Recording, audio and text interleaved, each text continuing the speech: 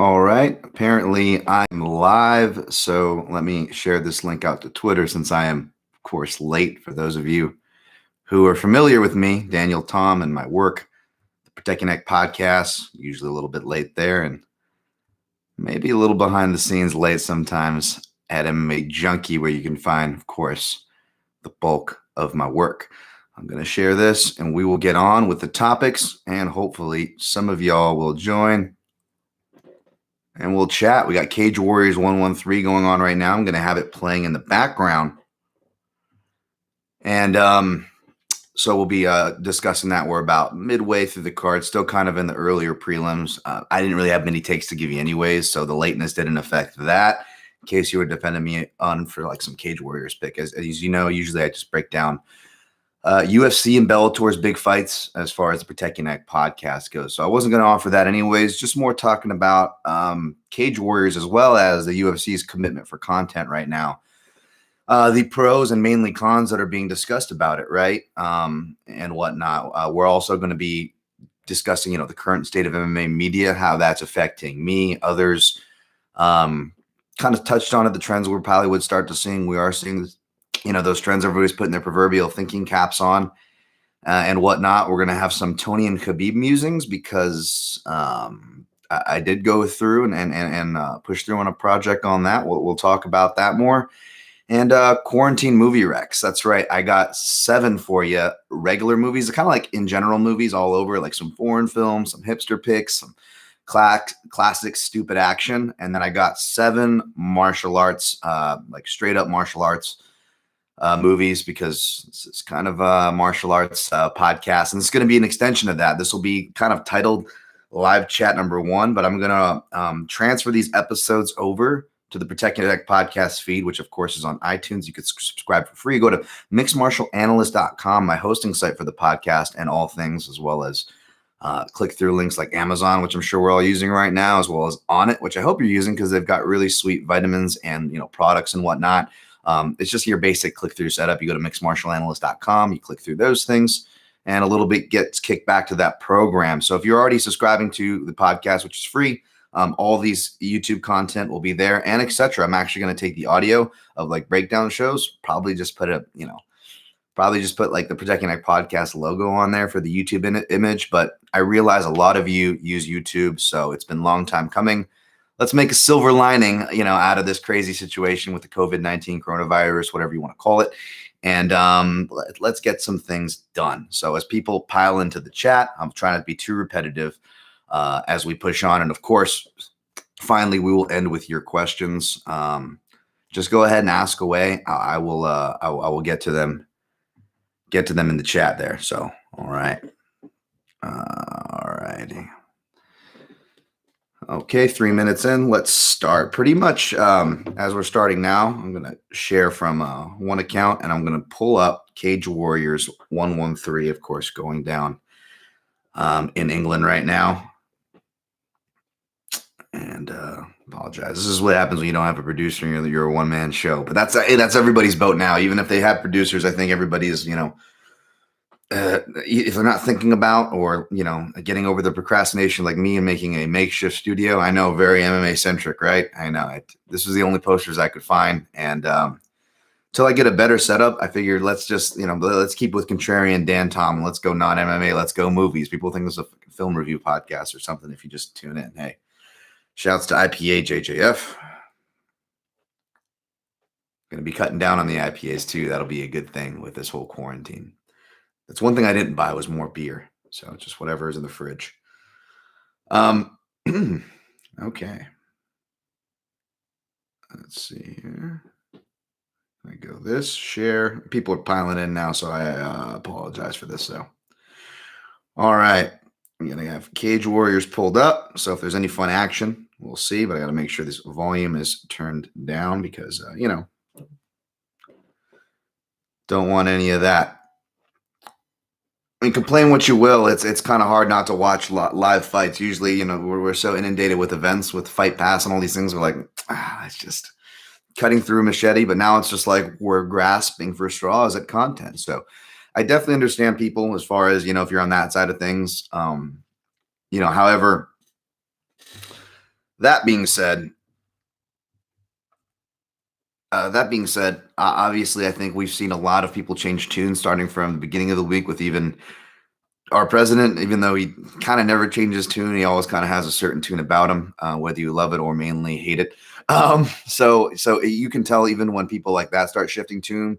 Of course, Dana White followed suit in his own way, which we'll talk about. In fact, just today, all the outlets pretty much have it now. I don't know who sourced it. I think it was just off of Kamaru Usman's Instagram, but like Kamaru and Dana did a live chat apparently, and he kind of was just digging into the MMA media, and I've seen this echoed with a lot of people, not just Dana, and not cutting him slack. I'm not saying to agree with him because I don't straight up, or agree with people that are getting on cases going, you're weak, you're PUSSY. Wow, now you can't even spell the word. You get it, you know what I'm saying? So we're seeing a lot of that, and again, I understand from the selfish point of view of wanting content, but like things are more important. We're all kind of being affected here.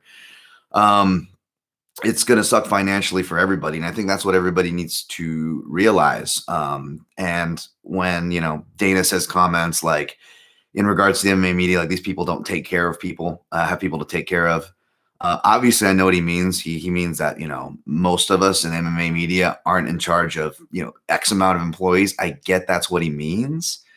However, it comes off so ignorant and blind even within the context of with everything else. He said, I'm not going to be one of those people that just let's take things out of context and just throw whatever we can at Dana because like that's what's cool. Like, no, it's not about what's cool right now. It's about what's right, what the facts are, and what side of history do you want to be on when things when things are said and done with, for better or worse, right? Not that anything's definitive, but you get what I'm saying.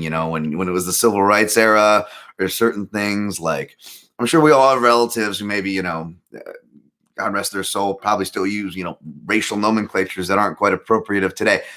I'm not saying that and splitting hairs. I'm just saying in general, you want to be like on the right side of history, on the right side of history. And pretty much, yeah, this is one of those interesting times. And it's not so much, again, about right and wrong, because I'd be pretending if I had all the right answers. But I will tell you this, I think it'd be better on the side of playing things safe.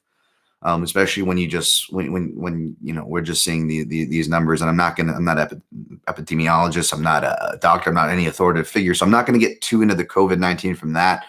There's plenty on your timelines that can terrorize you on your own time. I'm going to try to keep this tied and tethered to MMA as possible. What is up, you savages? Danish Khan, The Sound of Violence. Cheers. Speaking of the other podcast, Sound of Violence, shout to those guys. Sometimes I catch myself almost like overly shouting podcasts because I'm a terrible businessman and I'm just trying to be a nice guy, but their job, they actually review podcasts. So go check them out if you're into that. But yeah, it's good to see you guys popping in here. And again, just leave questions in the chat. We'll get to them. But yeah, tackling essentially the UFC and even Cage Warriors, since that's relevant, that's going on right now, them pushing through. Again, I saw less of this, so I definitely don't want to take Graham Boylan out of text.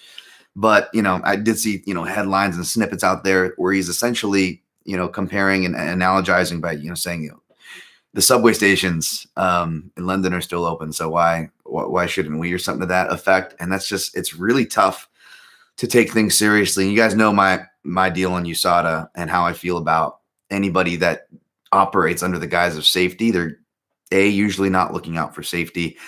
And B, they're trying to justify their jobs. And when they're trying to justify their jobs with safety, it's a really bad thing. And I don't talk about this with just athletic commissions, USADA.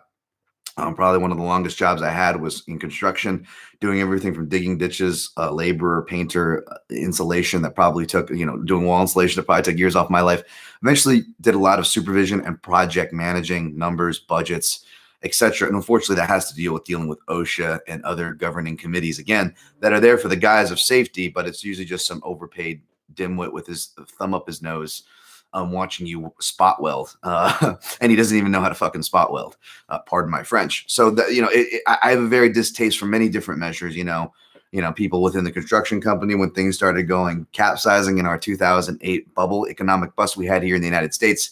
Boy, you had people kind of justifying their jobs going, hey, we don't got enough room for project managers. I'll be a safety manager and I'll teach everybody how to use a ladder, and I will waste 30 minutes of my crew's workday when I have jobs to get done. So yeah, needless to say, Dan Tom, not a fan of people operating under the guise of safety, especially under times like this. Michael Fidel, one of my favorite up and coming MMA journals, a really good one, even for you that hate the MMA journals. You know what I'm saying? Like, hey, we're not all bad people. Don't listen to Dana White there. So, shouts to him. Good to see him in the chat. But yeah, it's and don't worry, this won't be the shout out hour. This is a new kid with his toy. So I'm like, ooh, hey, people, hey. And I think that's the bigger picture to keep in mind is other people here and other people's perspectives. It's easy to focus on our jobs, especially when you have, again, not trying to defend Dana White here, when you have, that many people depending on you, and whatnot. But yeah, it's really tough. Hey, look, I'm a fan of the UFC. My job depends on this. If they don't put content, I don't have things to cover. It makes my job more difficult. So if anything, I should be rooting. I should be on the Dana White train. So it's not that I'm coming at him personally or not understanding. I just don't agree. And I think whether you agree with him, whether you agree with me, whether you agree with whoever you want to agree with, it doesn't matter. I'm not trying to fight that fight. I just think it's important to understand people's perspective. I talk about this on the Protect Your Neck podcast a lot. It's something that can kind of serve us well during these times and just in general, because we don't do it. It's not about agreeing. It's about understanding. You never have to agree, at least with me. I'm never going to ask you with that here. But if we can better understand each other, and there's just not a lot of that. So from leadership down, whether it's presidents of countries or organizations. So hopefully we see more things like that. I don't want to beat a dead horse, but definitely props to Bellator. As I've said before, I've become more of a fan of what Bellator is doing. And Scott Coker, and I think his record kind of shows that you can see why a lot of these fighters who've been in a long time always spoke with a reverence. I mean, even when they're under contract with UFC, these were not uncommon things to see. So I don't think he's doing it just for the woke pat on the back. I just think that was a good move by Scott out of the kindness of his heart.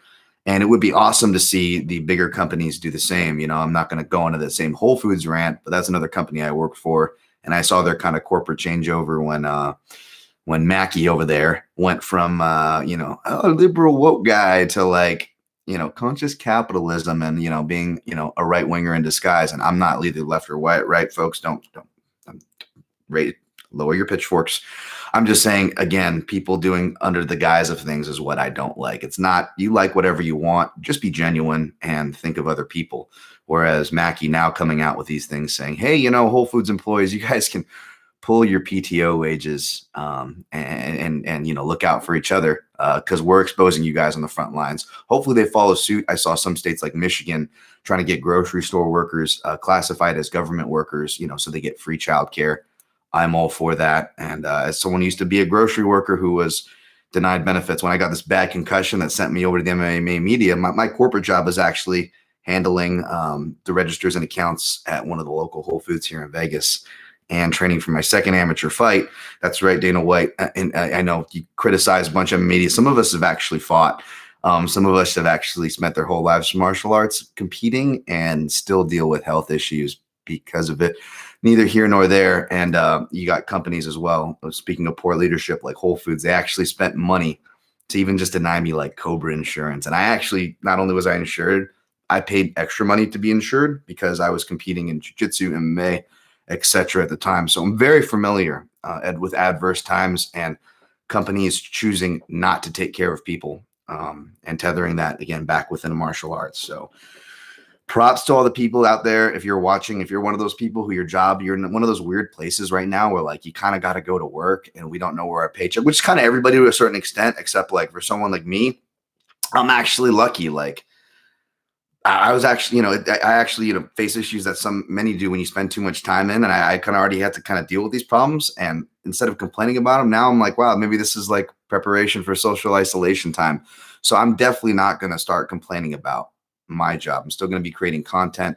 The MMA Junkie, we're still going to be creating content. So be sure to keep it locked there for things to come. Trust me, I can't tell you everything, but things are in the works. I just shot a special project that I've been trying to shoot in regards to, I'm going to push down as we're talking about MMA media because Tony and Khabib is right below that in our sections that I went through off the top. I'm not going to repeat for brevity here. But yeah, I mean, I even shot a special points of interest video for things on Tony and Khabib because, again, it's not a prediction video. It's nothing like a breakdown or anything like that. It's nothing definitive because let's face it, even though the UFC is doubling down to make that fight happen, it's not definitive, right? Nothing's definitive right now, folks. But that being said, if we're going to pick some things to look ahead to, so sue me if I want to have fun and look ahead to Tony and Khabib of all the things. Other than that, I'm looking at like some history things, going to be really diving back into that. We're going to be doing top fives at this channel. And as well as more of these live chats, which will be much shorter. We're about 15 minutes in, which is about the halfway mark where I'll be cutting myself off. So much less ranting on here, folks. Just trying to tackle a bunch of topics in a somewhat topicless time as the Cage Warriors card streams on Fight Pass. For those interested, that's Cage Warriors 113. Got Darren Stewart at the top of the bill going against Bartosz Fabinski. It's one of the UFC fights that got transferred over. Other Cage Warriors and notable regional names like Paddy Pimblett are on the card, and so on and so forth. Again, I'm really ignorant to that regional scene. There's much better people than me. Hopefully you are like following like the Sean Sheehans of the world and whatnot, for any breakdowns of this card. So yeah, but the MMA media, like I said on my last week's episode, again, not here, but episodes will be crossing over, and whatever, it'll be a two-way street. But as I said in the last episode of the Protect Your Neck podcast, it was just, I think we're going to see everybody kind of digging through history. And even if we're not MMA media, I think we're all going a little crazy because we're all like going through old clips. I mean, even if you're not like one of the shout out to at Mr. Honky, by the way, a great follow on Twitter, even if you're not like the Lord Honky Humonguses of the world, excuse me, Street Fight Boncho, all the Capozas, like you're probably posting stuff or seeing stuff, seeing other people post like a bunch of like old school history stuff. So it's cool. I dig it. I'm definitely going to get into things like that myself. I know everybody's kind of doing historical retrospectives. I think even I saw a tweet of the guys, shouts to another podcast, the MMA Analysis, those OGs over there. I think they were even talking about like doing retrospectives on cards, like watch-alongs, and I definitely want to do the same. I know, again, let's just hand out shout-outs like we're Oprah. I think the Loudmouth MMA podcast there, Keith Schillen and Kyle Steele did a good MMA history where they would kind of recap the episode. But what I want to do more is like go in chronological order, not just UFC. We'll do some Bushido, some Pride. I don't know if we'll go like super deep into Pancrase or anything. We'll see. We'll see how long this lasts. No, just kidding. But I do want to do like a Mystery Science Theater thing. Unfortunately, that requires a co-host because I wouldn't dare like punish you guys with just my droning you with my voice.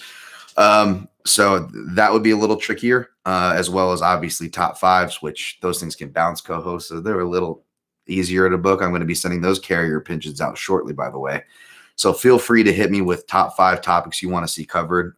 They will be on this channel, whether they're audio recorded or I get my ish together, figure out like things like OBS, or maybe I go back and bite the bullet for Wirecast because that's what I used when I was doing the production for Junkie Radio. However, I looked and those programs cost like a lot of money. So if anybody knows any good programs that they can help me with in more ways than one, hit up your boy at Dan Tom MMA on Twitter. I'll save you the rest of the plugs because the website, the podcast, all the links are on my Twitter homepage. Feel free to slide right into those DMs.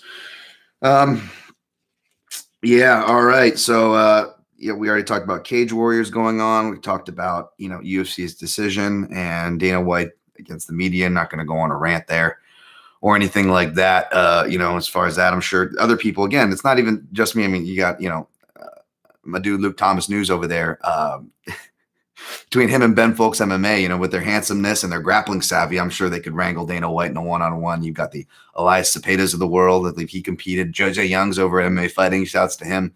So, I mean, there's plenty of us who've probably trained and competed a lot more than old D-Dub over there. But yeah, but then I'd just be going down the road of a pissing contest and ego, and that's not what it's about. And hopefully Dana can understand that because he really does have a generous side, folks. I worked valet for about 5 years, Caesars. I did security encore. I was even the doorman at that like 40th surprise birthday party they had for Dana White, where they had Stone Temple Pilots or whatever play and whatnot. And I escorted a very drunk Dana White to his room, and he tipped me a very generous amount, which I bought a PlayStation with. At the time, I remember I was stoked. I can't remember what number it was. This was like over a decade ago, folks. Like in a valet, when he would come through, he would give like $100 to everybody. You hear these stories that even the ones that like aren't meant to get out of his generosity, like he's not like a completely evil guy. I just hope we see more of that old Dana, because like now would be a great time to see more of that old generous Dana. So to balance it out, and not get into a pissing contest and not just attack people, even when you're quote unquote in the right. Again, back to the understanding people. We don't got to agree with everybody. Let's just try to be more understanding, look out for one another. All right. Let's push on with quarantine movie recs. And we'll get out of here with your questions. Sound good? Good. 10 minutes left as far as what I wanted to do. So real quick, before quarantine, I just also wanted to say, on the last note, as far as looking out for one another, and I kind of touched on it, is just mental health.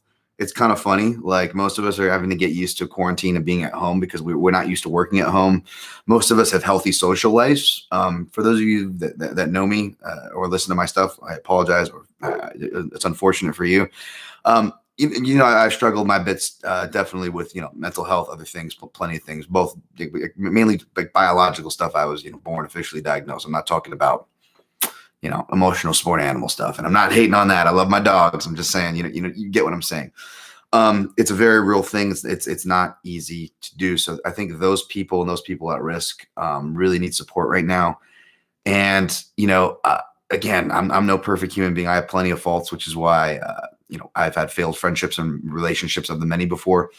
That being said, one thing I do always do is I always ask how you're doing with meaning. I always try to check in with those close with me that I love. And I just would recommend that you do the same. We're all not lucky enough, believe me, I can tell you, to have, healthy friend circles of people checking in on you. And that's really important right now. And it's kind of funny because I actually was lucky enough. I met someone on my travels to Hawaii. She's from Switzerland. She kickboxes, really nice girl. And she came on a whim to visit me like a couple weeks ago before this stuff really got heavy in her country and ours. As you know, her country locked down, followed by ours. So now she's kind of stuck here staying with me. Luckily, we get along great. But like, it's just one of those things. I feel kind of weird fortunate because like usually I felt like I was on self quarantine for like the last 3 years of my life. Now I'm like learning to like live with somebody like sorry if it's TMI, but like I think I burp and didn't realize like, oh wow, I'm not that guy that just burps. Like, if I've lived alone that long and like I have someone I live with now. Whereas other people would have isolated themselves, and thank you for doing so. But at the same time, it'll be very difficult if this thing keeps going. So be sure to keep in contact with family and loved ones, not in literal contact, especially if you have an older family. Again, my mom, she had a stroke after a massive brain surgery. So she's very immune compromised, as well as my stepfather and father. So I've been doing the care package things to save them trips.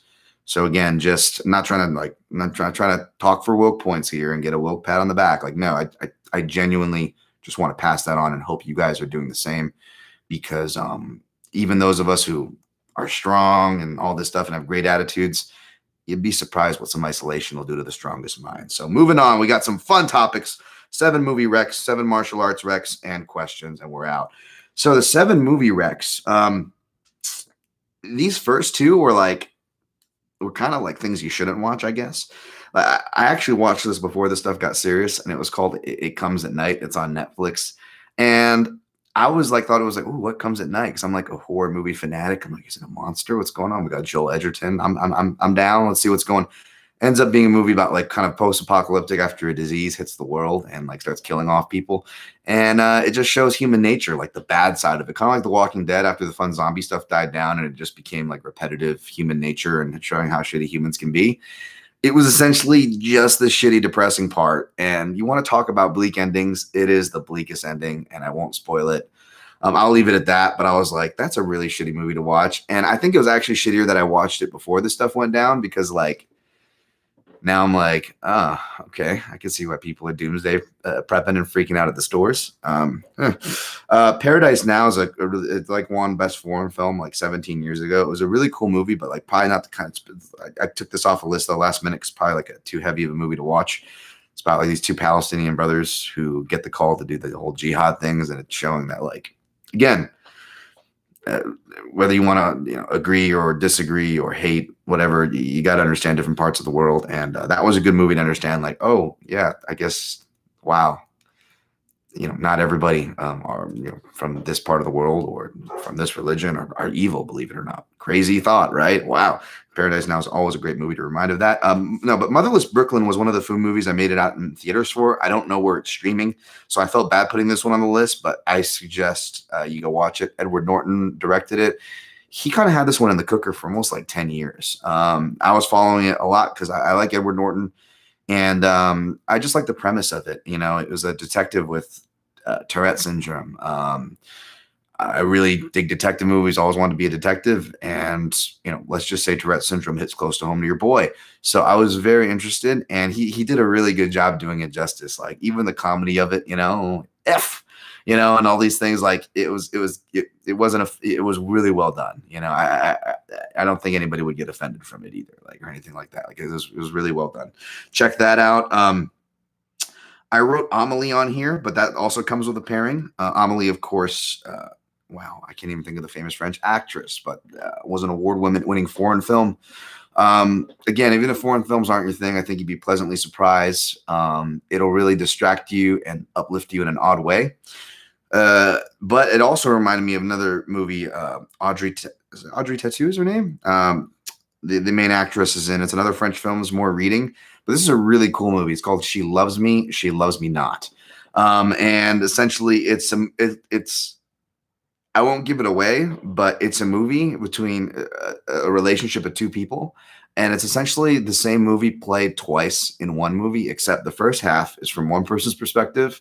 And the second half is the exact same timeline and scenes, universe, all that stuff. No crazy twist like that as far as that goes, but it's from the other person's perspective. And it's two different movies. It's crazy. Red Belt. This one, you could consider this a full Audrey Tautou. Thank you. Thanks, Sound of Violence. Shout. Red Belt. This one could be under the martial arts list that I'm about to give you, but this one, it's just really good drama because it's written by one of the best drama guys, who did Glengarry Glen Ross, David Mamet. It's an amazing writer, not just for film, but for the stage.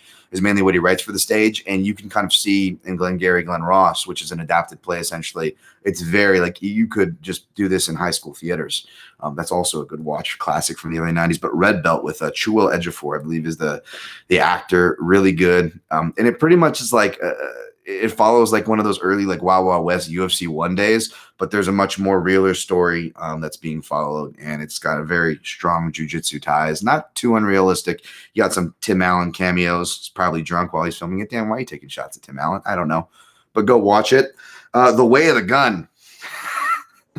Well, listen, pardon my French. I don't know what the cursing is on YouTube. I do a lot of cursing on the podcast. So I'm trying to balance it here, but like, just the opening of The Way of the Gun. I think it's like, was it Sarah Silverman?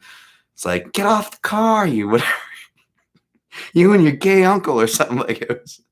Shouts to my gay brothers and sisters, just repeating the line of the movie. It's not setting any kind of bigotry, and then the person that says it gets their comeuppance. But oh my god, the opening of Way of the Gun is just fucking great. I just like The Way of the Gun. It's full of great Benicio del Toro, and it was also cool. Ryan Phillippe, who like kind of disappeared off the face of the earth, but he's kind of like a baby face, at the time, like Cruel Intentions. And then he does this movie, Way of the Gun. It's just like this independent, like fucking slinging from the hip. I love it. Jimmy Caan is in it. Nikki Katz is a bad guy. I haven't seen Nikki Katz as a bad guy since Dazed and Confused. Came here to do two things.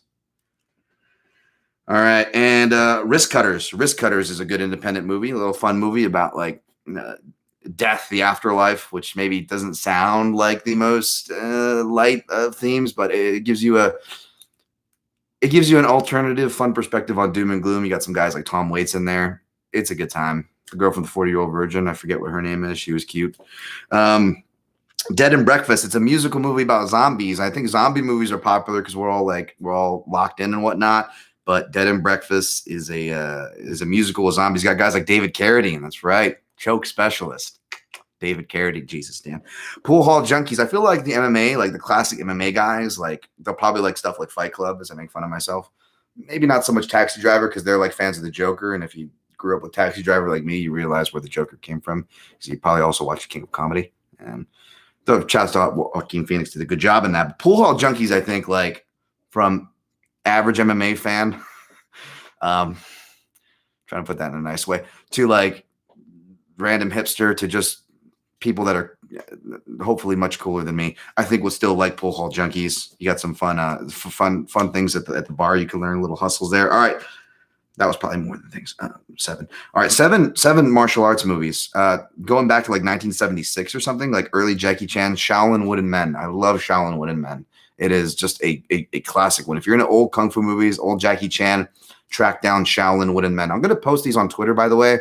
And if you guys want to interact with me and comment on that post, let me know if you like the recommendations, have seen it, or when you do get around to seeing it, light me up there, tag me, tag the podcast. I'll respond. I'll share you all that good jazz. Another one from the 70s, about a year or two later, Snake and Crane, Arts of Shaolin. Probably my favorite movie plot is Jackie Chan. Probably my favorite movie plot ever, where there's this, all these masters get together and they put all the best techniques into one book. And when they're composing this book, as soon as they get done, of course, somebody crashes the party, kills all the masters, steals the book. And Jackie Chan's character comes around, you see him, and he's claiming to have the book. And of course, everybody's coming after him. And he's trying to figure out who killed the masters, because one of his masters was the one that was killed. And that's the movie. And it's great. And one of the guys has come over to challenge Jackie Chan. I forget what he says. He's like, I'm so-and-so from the Wu-Tang clan. And it's like a classic drop from some Wu-Tang stuff. So protect your neck, right? You appreciate that. The Killer, 1986. This was probably meant for the movie list above, because that was more like John Woo, Chow Yun-Fat. Better Tomorrow is another great one as far as like early 80s John Woo, just fucking action, more action than you know what to do with. Drunken Master, a classic. Hopefully you've seen that. Another classic 1970s Jackie Chan. Go see that, because you'll hear when a lot of these Chinese fighters come out too. They either come out to the Wong Fei Hong version or the Drunken Master theme, like Yan Jiaonan or Song Kenan. Iron Monkey, originally 1993, of course, with the help of Quentin Tarantino and other executives, brought to the States in 2001. Track that one down. Just great Yen Wu Ping action choreography. One of the best choreographers, of course, like Crouching Tiger, Hidden Dragon. Dragons Forever, by the way, like 1986.